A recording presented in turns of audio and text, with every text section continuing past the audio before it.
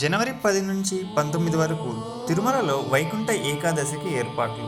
తిరుమలలో వైకుంఠ ఏకాదశికి సంబంధించి TTD additional EO Shri CH Venkaiah Chowdary సమీక్షా సమావేశం నిర్వహించారు.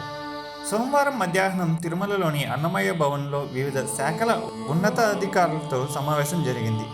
వచ్చే జనవరి 10న వైకుంఠ ఏకాదశి ఉండడంతో జనవరి 10 నుంచి 19వ తేదీ వరకు 10 రోజుల పాటు భక్తులకు వైకుంఠ ద్వార దర్శనాలను టీటీడీ కల్పించనుంది. ఇందునకు 40 రోజులు మాత్రమే ఉండడంతో సన్నద్ధం కావాలని ఆయా శాఖ అధికారులందరినీ అడిషనల్ ఈవో ఆదేశించారు. ఈ 10 రోజుల వైకుంఠ ద్వార దర్శనాల్లో సాధారణ భక్తులకు ప్రాధాన్యత ఇవ్వాలని తెలిపారు. సాధారణ భక్తులకు ఎక్కువ దర్శనం సమయం కల్పించేలా జారీ చేయాల్సిన టికెట్ల కోటా, ఇతర అంశాలపై మరో 2 వారాల్లో మరీ సమీక్షా సమావేశం నిర్వహిస్తున్నామన్నారు.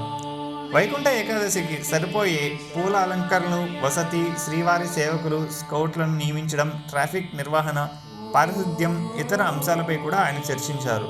సమావేశంలో ముఖ్యాంశాలు: ఈ 10 రోజుల్లో వీఐపీ బ్రేక్ దర్శనాలు, ప్రోటోకాల్ వీఐపీల మినహా రద్దు. జనవరి 10 నుండి 19వ తేదీ వరకు 10 రోజుల పాటు చంటి బిడ్డలు, వృద్ధులు, దివ్యాంగులు, ఆర్మీ, ఎన్ఆర్ఐ దర్శనాలు రద్దు. జనవరి 9 నుండి 19 వరకు ఆర్జిత సేవలు రద్దు. జనవరి 10న స్వర్ణరథం ఊరేగింపు, 11 చక్రస్నానం ఎస్వీబీసీలో ప్రత్యక్ష ప్రసారం చేయబడుతుంది. మాతృశ్రీ తరిగొండ వెంగమాంబ అన్నప్రసాద కేంద్రంలో 10 రోజుల పాటు ఉదయం 6 నుంచి అర్ధరాత్రి 12 గంటల వరకు అన్నప్రసాదం పంపిణీ చేయబడుతుంది. ఈ కార్యక్రమంలో సివిఎస్ఓ శ్రీ శ్రీధర్, సిఈ శ్రీ సత్యనారాయణ, ఇతర ఉన్నతాధికారులు పాల్గొన్నారు.